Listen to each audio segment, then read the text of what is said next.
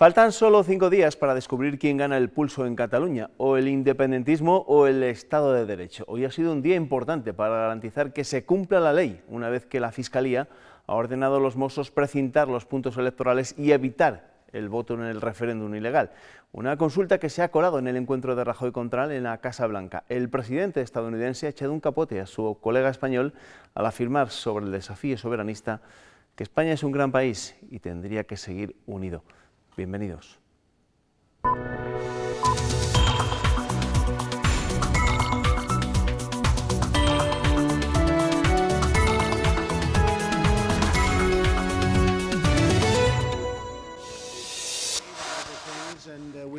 La imagen del día hoy se ha grabado en la Casa Blanca y nos muestra el apretón de manos entre Donald Trump y Mariano Rajoy en el despacho Oval. Era la primera reunión bilateral entre los dos dirigentes que después han compartido rueda de prensa en el Jardín de las Rosas. Allí Rajoy ha pedido a la Generalitat que recupere el sentido común y Trump, fiel a su estilo, ha calificado de tontería que los catalanes no quieran permanecer en España. Donald Trump ha recibido a Rajoy con halagos en el despacho Oval. Es alguien muy respetado en este país. Lo que agradecía a Rajoy tras el habitual firme apretón de manos del norteamericano. Que sigamos trabajando en defensa de la libertad, de la democracia y de los derechos de todos los ciudadanos, particularmente contra los terroristas. Esos asuntos y reforzar los intercambios comerciales han sido los puntos centrales de su reunión en la Casa Blanca. Las relaciones entre ambos países han sido excelentes y tenemos que seguir trabajando para que se intensifiquen aún más, en particular en el ámbito económico. Aunque era inevitable que les preguntaran por Cataluña en su rueda de prensa conjunta. España es un gran país y debe permanecer unido. Es un disparate, lo que puede haber es alboroto, puede haber ruido, pero desde luego lo que no puede haber es un referéndum válido, democrático y con un mínimo de garantías. Sobre Venezuela, Trump ha agradecido el trabajo de España para que la Unión Europea sancione al régimen de Maduro. La comunidad internacional no debe andarse con paños calientes en relación a Venezuela. España y Estados Unidos queremos la paz, la restauración de la democracia y la liberación de los presos políticos. Los dos coinciden también en que la comunidad internacional presione para lograr la desnuclearización de Corea del Norte, sobre lo que Trump ha recordado que aún contempla la opción militar, aunque no sea su preferida. Bueno, pues nueva amenaza hacia Corea del Norte. Este será el primer asunto que pongamos sobre la mesa en nuestro tiempo de tertulia, una tertulia que vamos a compartir esta noche con Pablo Lago. Pablo, ¿qué tal? Bienvenido, buenas noches. Hola, buenas noches. Y con Raúl Luiongo. Raúl, ¿qué tal? Bienvenido, buenas noches. Buenas noches. Antes, cómo no, leemos la prensa, los titulares más destacados de los periódicos de nuestra tierra. Ernesto, buenas. Buenas noches. ¿Hoy con qué empiezas? Pues mira, empezamos con el diario de Valladolid, El Mundo, que abre sus páginas de Castilla y León con este asunto. El Ministerio de Empleo prohíbe ceder al servicio de mediación, el SERLA, locales del patrimonio sindical. Rechaza la pretensión de Junta, sindicatos y patronal de utilizar inmuebles que no tienen uso para oficinas de mediación en conflictos individuales, que ahora buscan locales donde cumplir el compromiso antes de enero. Diario de Burgos destaca en su primera, en relación con la polémica de la Nacional 1 y la autopista AP1, que el transporte solo dejará de circular por la Nacional 1 si la autopista es gratis. Son palabras del presidente de la Asociación de Empresarios de Transportes Discrecionales de Burgos, que señala que hay que arreglar el problema de la Nacional 1, pero no a nuestra costa. El Norte de Castilla destaca en su primera la imagen de Rajoy y Trump en la Casa Blanca. Sería una tontería que el pueblo catalán se separara de España.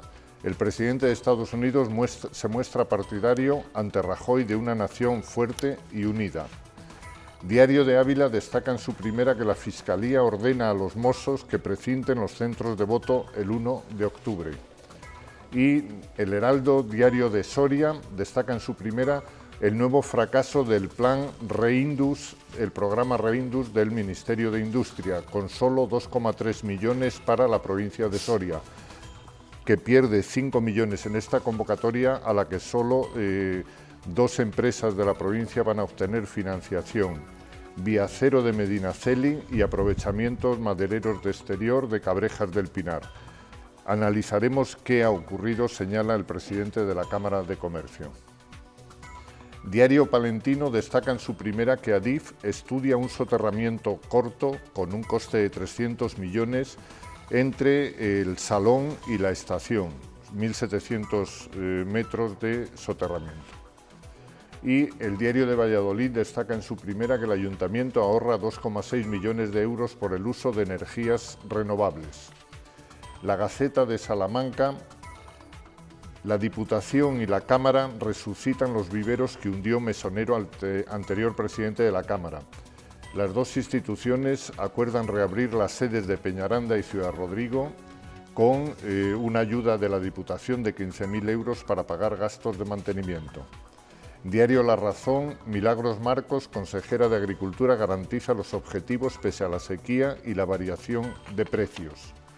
Y Diario ABC destaca la polémica de ayer con la suspensión por parte de la Universidad de Salamanca que se dio ante los antitaurinos, y la delegada del Gobierno, María José Salgueiro, niega falta de seguridad en la celebración de la cátedra de tauromaquia.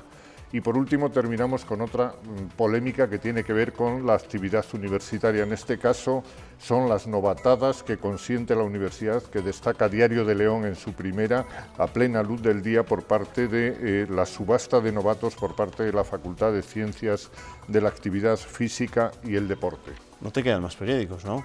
No. Hoy estoy en una buena retahíla, caray, de titulares. Algunos de ellos se hacían eco, al menos las imágenes de algunas de esas primeras, de esa reunión con la que hemos empezado hoy, esa reunión en Washington de Mariano Rajoy con Donald Trump. Yo no sé si a estas alturas hacerse una foto o una imagen, compartir rueda de prensa con Donald Trump es un espaldarazo para un dirigente mundial o te pueden sacar cantares.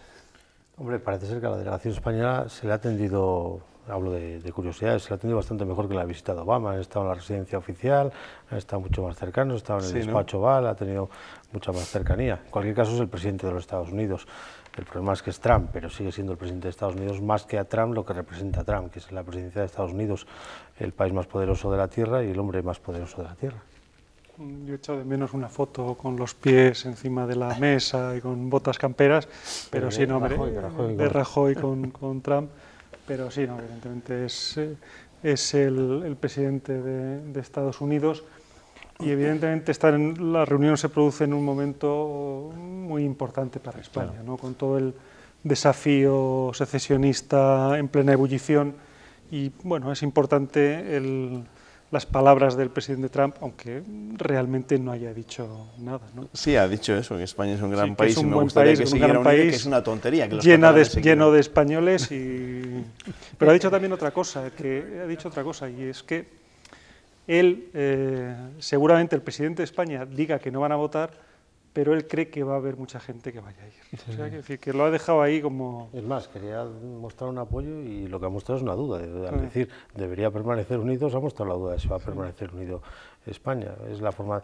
Es más, yo estoy convencido que Trump no sabe más o menos dónde está España, pero no sabe ni lo que es Cataluña ni el lío que tenemos aquí montado ahora mismo. Bueno, por lo que le he oído, sí que ha estado estudiando lo que durante siglos han estado intentando votar los catalanes. Él tiene entre ceja y ceja a Kim Jong-un y el desafío de Corea del Norte, al que esta jornada también ha vuelto a lanzar evidentemente una amenaza. Pero ese es otro cantar. Vamos a seguir ocupándonos de lo que ocurre con Cataluña, porque a este lado del charco seguimos descontando los días que faltan para el 1 de octubre. Y el de hoy ha sido un día importante, ¿no?, para evitar que el domingo se vote, porque hoy la Fiscalía ha ordenado a los Mossos el precinto de todos los colegios electorales antes del sábado. La Generalitat, mientras tanto, y aunque no da detalles, asegura que ya ha enviado las notificaciones para los miembros de las mesas donde, siguen diciendo, se podrá votar. Los colegios electorales designados para el referéndum deberán ser precintados. Lo ha decidido la Fiscalía y son los Mossos quienes deberán hacerlo antes del sábado. Ya el domingo tendrán que vigilar que ese precinto siga intacto y, por tanto, que no se pueda votar. Ni tampoco, claro está, presidir las mesas con las urnas, algo que la Generalitat ya ha comenzado a notificar, aunque dice... Dado el estado de excepción que vivimos... Y, por tanto, no detalla. No vamos a dar más detalles porque uno de nuestros objetivos, evidentemente, también es proteger a los ciudadanos de Cataluña. El Gobierno, además, recurrirá a la decisión de Interior de asumir la coordinación de los Mossos porque considera que es contraria a la ley. Mientras tanto, Esquerra y la CUP presionan al PDeCAT para que no descarte, como ha anunciado, la declaración unilateral de independencia.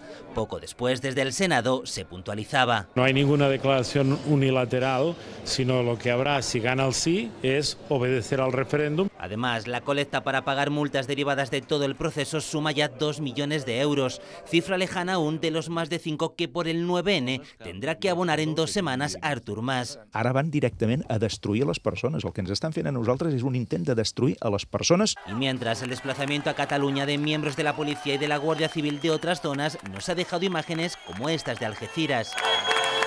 Unos actos de exaltación que el gobierno no quiere que se repitan. Luego veremos algunas de esas imágenes que se han podido grabar en unos cuantos puntos de nuestro país, pero sobre lo que es importante, lo más noticioso creo yo en el día de hoy, ¿entendéis que este puede ser un paso definitivo para desactivar el referéndum, el hecho de que la Fiscalía ordene a los Mossos precintar los puntos electorales y evitar el voto? Es que, vamos a ver, yo hacía días que tengo claro que no va a haber ningún referéndum, pero no porque lo ordene la Fiscalía, es que no ha habido nada regulado, nada normativizado, le podemos llamar lo que quiera, pero no va a ser un referéndum.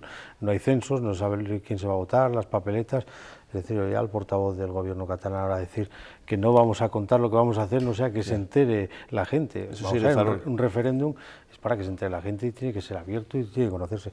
Ahora lo que se está midiendo es el nivel de alboroto, como decía Rajoy, yo creo que es el nivel de algarada que se va a producir el domingo, que es lo que se va a producir un referéndum. Por supuesto que hace tiempo que nadie garantiza que eso vaya a ser un referéndum, como lo que entendemos con un referéndum, con todas las garantías de que vayan a votar quienes pueden votar y estén en los censos. Eso ya evidentemente está dinamitado desde hace días. Ahora, insisto, lo que está produciendo es el nivel de explosividad que se puede producir el domingo, que le interesa a los independentistas que se produzca el domingo, y la prueba está en lo que decía el portavoz, no lo vamos a contar, pero entonces ¿cómo se va a enterar la gente de lo que tiene que hacer para votar? Claro, pero no estamos en un paso más allá, en el hecho de que igual ahora lo que buscan los independentistas sobre todo es la propaganda, el ver a gente que de verdad está acudiendo al... Sí, lo que yo estaba diciendo, la movilización, lo que se está buscando es ya la movilización, una gran movilización el domingo, que es posiblemente lo que se produzca. ¿Y los Mossos de Escuadra van a estar con la ley?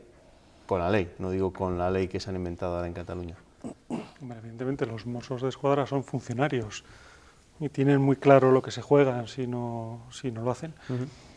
Evidentemente no va a haber un referéndum, pero yo creo que nadie va a evitar que la gente salga a las calles y deposite eso en donde sea, ¿no? Al final lo vimos con Rufián, basta una impresora, te lo haces en tu casa, haces la papeleta, la metes en un sobre, la depositas pues en los parques públicos, me imagino que lo pondrán o tal. El problema no es ya solo la movilización, sino el problema es la crispación que se está produciendo en Cataluña y en el resto de España. Hemos estado viendo las imágenes de la Guardia Civil diciendo a por ellos. Al final ese clima no es bueno, y en ese clima va a ser difícil también controlar a los exaltados, y lo peor que le puede pasar a este proceso es que queden como mártires los independentistas. Luego vamos con esas imágenes de las que hablas tú, Raúl, pero por continuar con lo que puede ser la estrategia de los independentistas, todos creemos, o yo creo que en esta mesa todos estamos convencidos de que el referéndum como tal no se va a celebrar evidentemente, pero habla de declaración unilateral de independencia.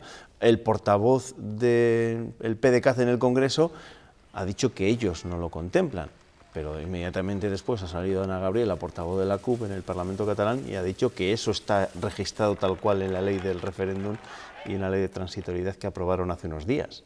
¿Qué creéis que va a pasar? Pues evidentemente nada es descartable, y como además Puigdemont vive constantemente de la provocación y de la algarada, qué mejor provocación que esa imagen que además quiere provocar Puigdemont, que es la de Companys declarando la República en otros tiempos, ¿no? Quiere simbolizarse como el gran hombre, el gran nacionalista de Cataluña, pues llegada a esta locura y todo este teatro, es evidente que, escucha, yo echaría de menos que no saliera Puigdemont al balcón a declarar la independencia ya, después de haber visto todo este teatro y todas estas mamarrachadas. El problema es que eso también tiene unas consecuencias jurídicas tendrá que luego tendrá que responder. Yo tampoco tengo claro sobre las consecuencias jurídicas que declares. O sea, puede declarar la independencia, puede declarar la anexión de los Estados Unidos, salir al balcón, es decir, es todo teatro también. No, vamos a ver. Es hasta donde el Estado quiera actuar. Siempre y cuando no se registre eso, no se registre, las decisiones administrativas tienen que tener un registro de papeles, igual que estamos hablando del referéndum y todos estos trámites no que hay no una están declaración haciendo. unilateral. Estoy hablando del balcón, estoy hablando de la Algarada, porque ellos están instalados ahora mismo en la Algarada. Una fanfarria es posible. El otro paso, el paso que de verdad pueda tener unas consecuencias, evidentemente, si lo hacen, se exponen, ayer lo dijo el fiscal general del Estado, a la detención de Puigdemont, ¿no? Yo creo que ante eso, yo creo que tendrán bastante más cuidado. Vamos a escuchar unas valoraciones políticas, porque el PSOE ha expedientado a Soraya Rodríguez, a la diputada del PSOE por Valladolid, por romper la disciplina de voto en la proposición de Ciudadanos sobre Cataluña. Hoy Pedro Sánchez, reunido con todos sus parlamentarios, ha intentado explicar cuál es la postura del PSOE en este asunto.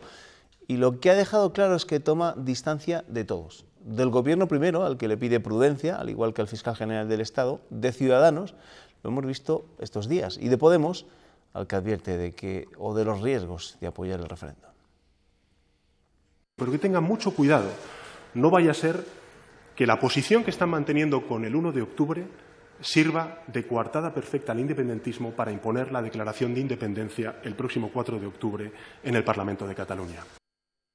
¿Está Pedro Sánchez intentando hacer equilibrismo con este asunto? Porque hoy se le ha visto, hoy le hemos escuchado, pero en los últimos días apenas le hemos podido ver en medios de comunicación. Difícil querer ser líder del principal partido de la oposición cuando lo primero no se está en el Parlamento y lo segundo cuando se está escondido. Y fíjate que el PSOE había tomado posición hace un par de meses, porque hasta hace 2 meses no había tomado posición sobre Cataluña, pero es verdad que la última semana, los últimos 10 días, ha empezado a dar otra vez nuevamente bandazos. ¿Recordáis lo que dijo Margarita Torres en el Congreso? ¿Recordáis que Óscar Puente en la semana pasada dijo que apoyarían, más o menos entendíamos todo el mundo, que apoyarían la aplicación del artículo 155 de la Constitución?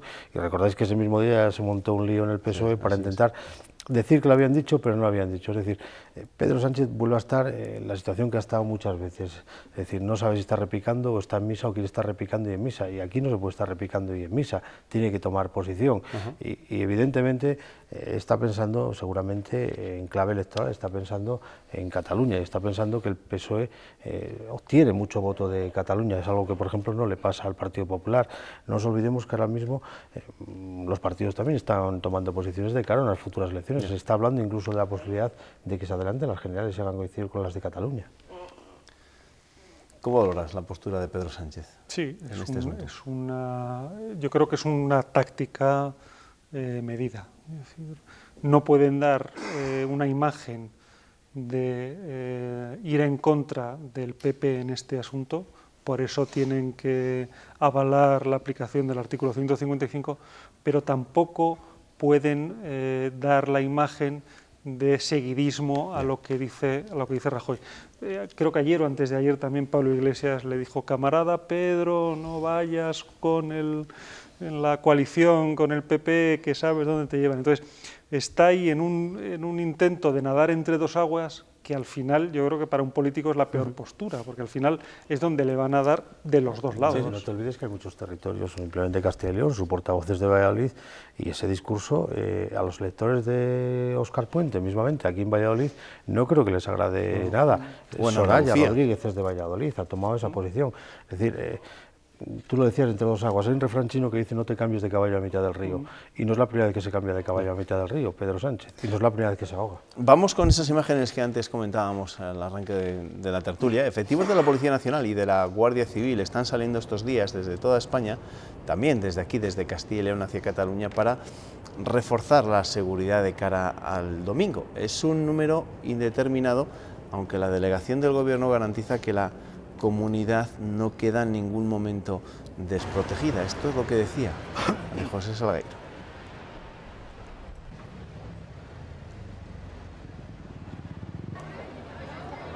Se han desplazado efectivos de Castilla y León, de ambos cuerpos, tanto de la Guardia Civil como de la Policía. No vamos a entrar que si son de un tipo o del otro, se han desplazado, pero no obstante quiero, para tranquilidad de todas las personas que nos estén oyendo o viendo, decirles que la seguridad en Castilla y León sigue perfectamente garantizada, que los efectivos que se han enviado de varias provincias y de varios lugares. Bueno, aquí en Castilla y León no se han registrado imágenes como la que hemos podido ver en otros puntos de nuestro país. Huelva, por ejemplo, se marchaban los guardias civiles y la gente les coreaba eso de a por ellos, a por ellos. Creo que tenemos imágenes también de la salida de algunos efectivos de la Guardia Civil, en estas son de Cartagena. Aquí parece que la despedida era un poco más prudente. Eso sí, había unas cuantas banderas, sí, pero bueno, no les gritaban a por ellos, como había sido en otras ocasiones. ¿Os preocupa ese, no sé si llamarlo frentismo, que se puede originar a raíz de toda esta situación? A mí una cosa me preocupa, al escuchar la delegada del Gobierno. Escucha, vamos a ver, nosotros lo hemos publicado hoy, se van casi 400 miembros de las Fuerzas de León, lo ha publicado El Mundo hoy, cerca de 400 son de León especialmente y de Valladolid, son las fuerzas de intervención rápida de la policía de aquí de Valladolid y los GRS de León. Lo que no entiendo es por qué se ocultan los datos, es que no lo entiendo. Cuando dicen, no, pero no vamos a dar, pero ¿cómo no vamos a dar los números? Si es que eso es algo que debe conocer la gente, que se han ido 400 agentes a Cataluña, no pasa nada. Igual que el otro, me recuerda a lo que antes hablábamos del portavoz del gobierno catalán, esto de ocultar las cosas, se han ido esos. Y luego, evidentemente, estas imágenes son muy desalentadoras, porque después del 1 de octubre y del balcón y de todas las algaradas que haya, tendremos que recomponer esto y habrá que recomponer una parte muy importante que es la parte afectiva que hemos roto seguramente con Cataluña, porque lo que no podemos es, dando la imagen, si no queremos que se independicien los catalanes, queremos que sigan con nosotros, lo que no podemos es trasladar estas imágenes. ¿Te preocupa? Solo falta que la delegada del Gobierno diga que la comunidad está desprotegida porque se han ido todos a Cataluña. Hombre, pues evidentemente, claro que no está desprotegida la comunidad.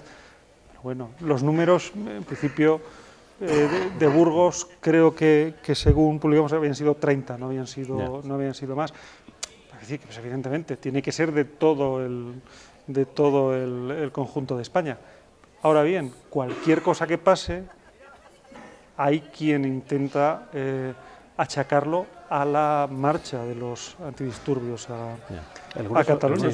En Zaragoza, por ejemplo, este fin de semana, cuando un grupo de ultras hicieron un escrache a los de Podemos, pronto se encargaron de vociferar que había sido porque la ciudad estaba desprotegida, porque estaban todos en Cataluña. Y yo solo pido, por favor, una cosa, que den una mano de pintura, que no veamos a Piolín, por favor, que la imagen internacional de este país está viéndose comprometida con Piolín y Silvestre y los guardias civiles. Ahí le tienes a Piolín y a Silvestre. Iba a recordar precisamente este episodio porque ahora acababa de leer que al policía que había denunciado en un vídeo que les habían metido en unos zulitos, pues le han mandado a casa, claro, porque aquello le había dado mucha publicidad al asunto.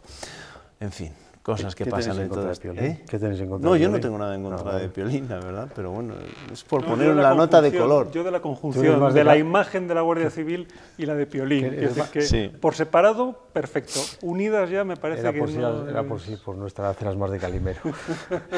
En fin. Bueno, los presupuestos generales del Estado están entre los damnificados por la situación de Cataluña. El Gobierno no tiene garantizados los apoyos para sacarlos adelante. El PNV ya advirtió hace unos días que si el Ejecutivo se excede en Cataluña, y son palabras textuales de su portavoz en el Congreso, Aitor Esteban, no hablarán de cuentas. Preferimos tener seguridad en los apoyos antes de aprobarlo en el Consejo de Ministros y remitirlo al Congreso de los Diputados. A partir de ello seguimos trabajando en las negociaciones para conseguir esos apoyos y confiando en que los presupuestos estén definitivamente aprobados a comienzo del siguiente año, del año 2018. Tú, Raúl, que conoces bien a estos del PNV, ¿le va a costar al Gobierno arrancarles el apoyo de nuevo para esos presupuestos?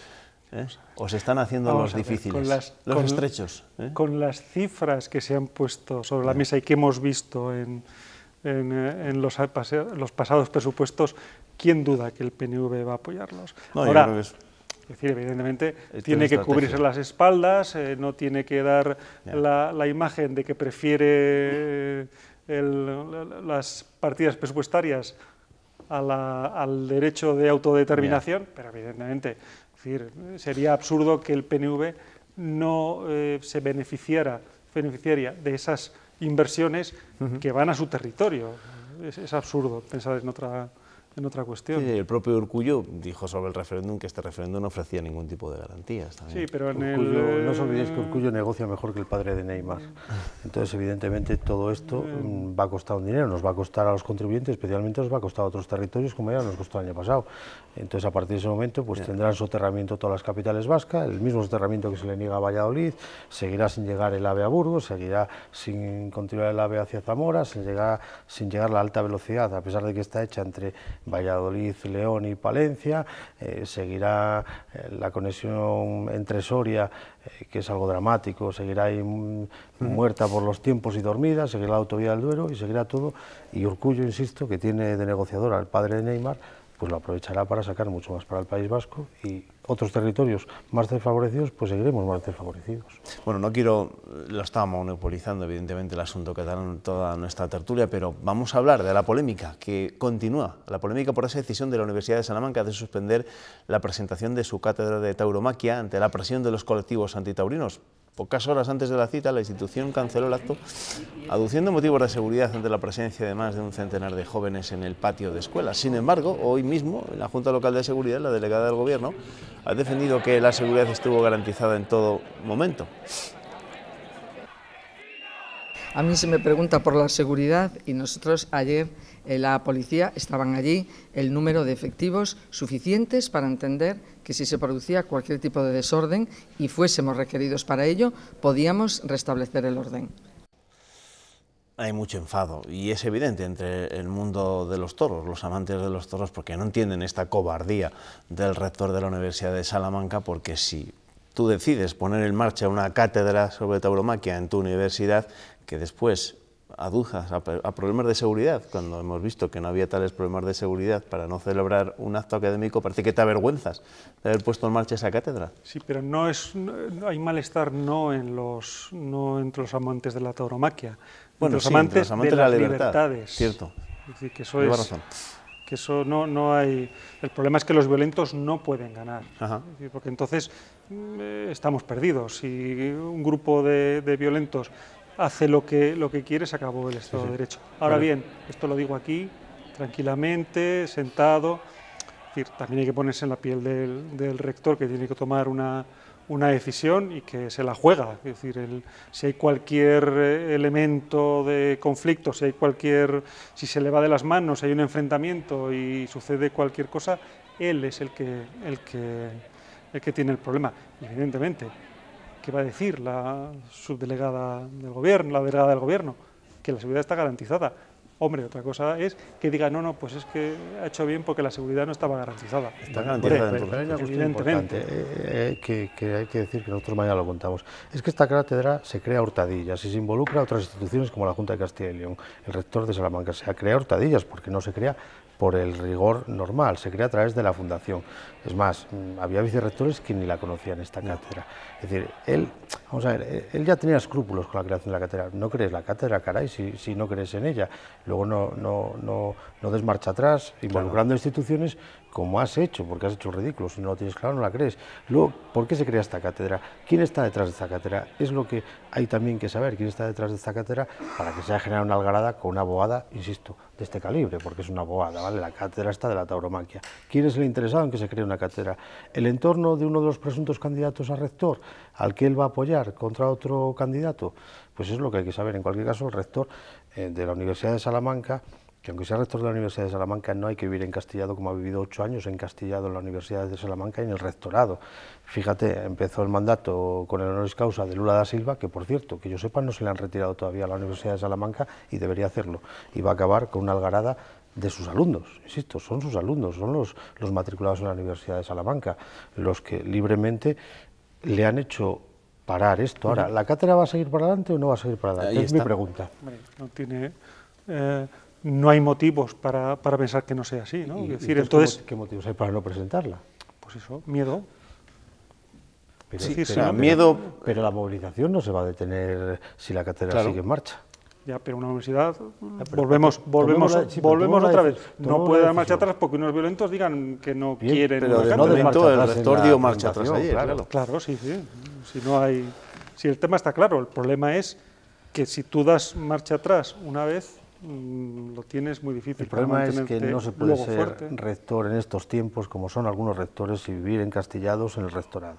Y eso sigue pasando. Son instituciones de las que nunca hablamos, pero son instituciones absolutamente arcaicas, las universidades. Y hay rectores que modernizan la institución y hay rectores que no modernizan la institución. Pues ya ven qué papelón acaba de hacer o está haciendo con todo este asunto el todavía rector de la Universidad de Salamanca, Hernández Ruiz Pérez. Nos tenemos que marchar. Gracias, Pablo. Gracias, Raúl. Que os vaya bien, ¿eh? Ernesto, aquí te espero mañana, ¿vale? Hasta mañana. Nosotros hacemos una pequeña pausa para la publicidad. Enseguida volvemos. Tenemos que hablarles de pensiones. Hasta ahora.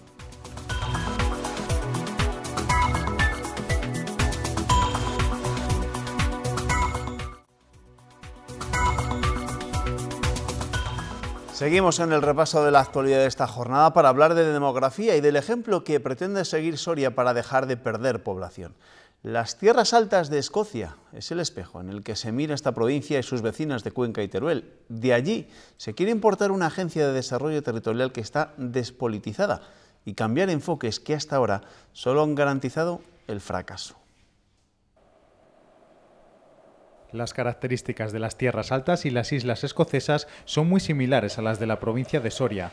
Por ello, desde la red de áreas escasamente pobladas del sur de Europa, SESPA, creen que es viable tratar de implantar un modelo similar al escocés. Es de los pocos territorios que después de perder alrededor de 100.000 personas de población, en estos 50 años prácticamente han recuperado totalmente esa población. Desde SESPA destacan 7 premisas básicas para luchar contra la despoblación, entre ellas el desarrollo de infraestructuras y banda ancha, disponibilidad de servicios básicos, adaptar el marco normativo al medio rural e incentivar el emprendimiento. Es una estrategia a muy largo plazo. Os estoy hablando que los escoceses empezaron en los años 60 y todavía siguen en ello y les ha funcionado. Y, lógicamente, se necesitan recursos. Sin recursos económicos no se puede conseguir y, sobre todo y esencial, es voluntad política. El órgano vertebrador de este modelo de desarrollo territorial sería una agencia independiente integrada por técnicos cualificados. Una decisión política de grandísimo calado. Y esa decisión política fue la de despolitizar el problema y la solución y el trabajo alrededor de la despoblación. El próximo paso será presentar el informe a los principales agentes políticos y sociales. La demografía es uno de esos toros que las administraciones no terminan de coger por los cuernos. Otro es el futuro de las pensiones. Comisiones Obreras y UGT siguen recabando el apoyo de partidos políticos para reclamar su subida. Hoy Podemos se sumaba a la iniciativa y su líder regional pedía al PP que también la apoye en aras a lograr un acuerdo de comunidad. Debería, en estos días, poner esa voluntad política de la cual ha carecido y ha adolecido hasta el momento. Nosotros, como bien se ha explicado aquí, vamos a poner todas nuestras facilidades para que ellos se puedan sumar a esta PNL. Nuestra mejor intención, nuestra voluntad es que se incorporen a ella y trabajaremos estos días, negociaremos para que el Partido Popular, en aras de ese acuerdo para nosotros de comunidad, pueda sumarse a la iniciativa. Esa mejora de las pensiones es el motivo que ha llevado a las centrales sindicales a convocar las denominadas marchas por la dignidad de las pensiones, que saldrán de diferentes puntos del país y convergerán en Madrid el 9 de octubre. Hablamos, por tanto, del presente y del futuro de las pensiones con mi invitado de esta noche, con Pablo Zalama, que es el secretario general de Pensionistas y Jubilados de UGT en Castilla y León. Pablo, ¿qué tal? Bienvenido, buenas noches. Buenas noches. ¿Por qué estas marchas? Son necesarias. ¿Sí? Son importantísimas. Yo creo que debemos de modificar la política de este país y debemos de modificarla con el consenso y dialogando, porque yo creo que es lo mejor que podemos hacer, pero desde luego los jubilados y los pensionistas necesitan urgentemente reformar esa reforma laboral. ¿Y qué le van a pedir exactamente al Gobierno? Pues, por ejemplo, que nos suban la pensión como se subía antes con el IPC, no el 0,25, porque los 9.400.000 cartas que nos ha mandado la ministra para recordarnos que nos había subido el 0,25, a lo mejor nos había subido bastante más la pensión. ¿En qué situación se encuentran en estos momentos los pensionistas de aquí, de Castilla y León? Pues puedo decir que hay más de un 30% que no llegan a finales de mes. Más de un 30%. Más de un 30% que no llegan a finales de mes. Y el problema gordo es que han sustentado esta crisis, porque han tenido a los hijos, a los nietos en casa y no tenían para vivir. Pero hay otro problema gordo para los jubilados y pensionistas. 400 medicamentos que han quitado de la Seguridad Social, que han subido cerca de un 50%. Y hay compañeros jubilados, pensionistas, que son enfermos crónicos y necesitan esas medicinas. O comen o se medican. Porque, ¿de qué cantidad estamos hablando de pensión media en nuestra comunidad? Creo que anda alrededor de los 750 euros. ¿Las pensiones están en peligro? Se lo digo porque imagino que estas marchas no solo buscan mantener las pensiones actuales, sino pensar en las pensiones y en los pensionistas del futuro. Está claro. No están en peligro las pensiones. No. Yo soy optimista. Yo creo que con otras políticas se puede llegar a solventar este problema que se ha creado. No es porque estuviera el problema encima, se ha creado ese problema.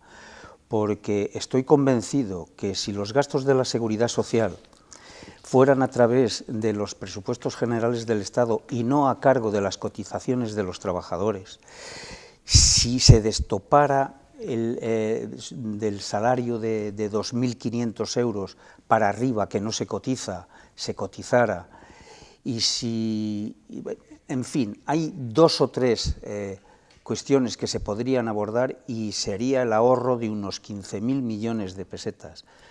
Esas otras políticas de las que usted me está hablando, aparte de lo que ha dicho de destopar ese máximo que se paga o que se cotiza actualmente, ¿implica también nuevos impuestos para poder sufragar estas pensiones? No necesariamente, porque se me olvidaba una, que es la subvención que se está haciendo a la contratación a las empresas a cargo de la Seguridad Social. Nosotros entendemos que no debería de hacerse de esa forma. Podría ser a través de los presupuestos generales del Estado, tener una bolsa de dinero para poder subvencionar el empleo, que no ha dado resultado y lo hemos visto en el mes de agosto, porque como el empleo es muy precario, también va a influir en las cotizaciones en los futuros pensionistas. Claro, por eso le quería preguntar, ¿no? Porque evidentemente usted me puede hablar de la situación de los pensionistas actuales, pero de los pensionistas del futuro, con los salarios que cobran actualmente muchos jóvenes que se acaban de incorporar o que llevan ya unos años trabajando, va a ser muy complicado, entiendo. Los jóvenes de mi edad trabajábamos muy jóvenes, y los jóvenes de ahora empiezan a trabajar a los 30 años. A los 28, a los 25, no les va a dar tiempo a cotizar. ¿Y usted entiende que se tiene que adelantar o retrasar la edad de jubilación? Yo creo que está bien. Esas jubilaciones, por ejemplo, que había anticipadas con el contrato de relevo, dábamos paso a nuevos trabajadores que empezarían a cotizar antes. Yo creo que ha sido un error eliminar esos tipos de contratos y esas jubilaciones. Creo que yo me jubilé en el Ayuntamiento de Valladolid a los 60 años y por mí entró otro trabajador nuevo en ese contrato de relevo, que tiene menos trienios y es mucho más barato para la empresa. ¿Echa de menos más noticias del Pacto de Toledo, que es el lugar en el que se tienen que fraguar todos estos acuerdos para mantener el sistema público de pensiones? No hay noticias de los pactos de Toledo, está en stand-by, está ahí parado. Y yo creo que podría ser la solución a través de los pactos de Toledo el poder arreglar esta reforma laboral que ha sido nefasta. Pero nefasta no solo para los pensionistas, sino también para los trabajadores en activo. ¿Y quién cree que está poniendo trabas en estos momentos para que esto no avance, para que no se llegue a un acuerdo que garantice esas pensiones del futuro? Pues no lo sé. Yo creo que es el Gobierno el responsable, en su conjunto. ¿Considera que se está intentando favorecer las pensiones privadas? Sí, está de hecho, claro. Son muchos los mensajes que nos llegan a los jóvenes clarísimo. Y los que no somos tan jóvenes, pero diciendo que si quieren garantizar o si queremos garantizar cobrar una pensión cuando nos jubilemos, no tenemos más remedio que nada más tenemos que ver las televisiones, que están todos los días hablando de las pólizas de pensiones, de la sanidad también, porque también hay empresas sanitarias que dan un producto muy bueno. Nos están desviando a una política que yo creo que es la suya, la del gobierno actual. Y eso se puede modificar. Yo creo que se puede modificar. ¿Usted no confía en ese sistema privado de pensiones? En absoluto. Si se va a pique la empresa en la que se está cotizando a esas pensiones, y además es que son los mismos que recibieron aquellos dineros. ¿La banca? ¿Se refiere a la banca? Me refiero a la banca porque tienen un porcentaje muy elevado en esas empresas. Ustedes están manteniendo estos días reuniones con los diferentes partidos políticos de Castilla y León en aras a que se presente una proposición no de ley en las Cortes Regionales y que esa proposición no de ley salga aprobada por consenso. Yo no sé si tienen ya el visto bueno de todos los grupos o todavía les falta recabar alguno, ¿no? Se ha registrado por parte de 4 grupos y solo queda el Partido Popular, pero yo estoy convencido que el Partido Popular tiene que apoyar esa propuesta. Y tiene que apoyar esa propuesta porque se tiene que dar cuenta que vivimos en una región que es la de mayor edad de todo el Estado español.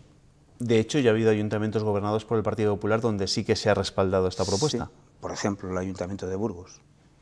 Estoy convencido que el Ayuntamiento de León también lo va a hacer porque ha presentado el Partido Popular la propuesta, la moción. ¿Qué diferencia puede haber entre, usted antes nos ha dicho un poco las condiciones de los pensionistas de Castilla y León, pero qué diferencias puede haber entre un pensionista de Castilla y León con un pensionista de otra comunidad autónoma? ¿Sí que notan esas diferencias? Sí, tenemos diferencias, por ejemplo, abismales con Andalucía y Extremadura, que no están... ¿Diferencias abismales? Que no están mucho mejor que nosotros. Ya. Pero hay otros que están mucho mejor que nosotros, como son, por ejemplo, el País Vasco, Cataluña, etcétera, etcétera. Pero que estoy convencido, vamos. ¿Y en qué medida afecta el hecho de que Castilla y León, siendo como es una tierra con un alto porcentaje de ganaderos, de agricultores, en su mayoría evidentemente autónomos, que claro, que han cotizado también como han tenido que cotizar y que están cobrando las pensiones que están cobrando, que no es lo mismo que haber trabajado durante una fábrica? ¿Eso también lo están notando a la hora de establecer esa media? Estoy convencido, sí. Sí, lo estamos notando, porque la verdad es que cuando se pagaba el sello aquel de la agricultura era muy poco lo que se cotizaba, que a lo mejor era mucho para estos trabajadores, pero eso ahora es cuando se ve. En el boom de la construcción, por ejemplo, había muchos empresarios que pagaban en dinero negro y en la nómina figuraba otra cosa. Por tanto, cuando esos trabajadores se jubilen, van a notar eso. Yeah. ¿Las marchas llegan a Castilla y León el día 4, si no me equivoco? Lo tengo aquí. Vamos a ver. Sí, bueno, en cualquier caso, antes, porque las marchas empiezan el día 30 el y terminan el día 9. El 2 de septiembre entran en la Robla. Digo, de octubre. Muchísimas gracias, Pablo Zalama, que es el secretario general de la Unión de Pensionistas y Jubilados de UGT en Castilla y León. Gracias y suerte con sus reivindicaciones. Gracias a vosotros, que nos habéis dado eco a nuestras reclamaciones. Gracias, Pablo. Gracias a ti. Gracias. Les recuerdo que ahora enseguida llega el tiempo con Andrés Gómez y que las noticias madrugan con Antonio Renedo a partir de las 7:30. Gracias por su compañía. Que descansen.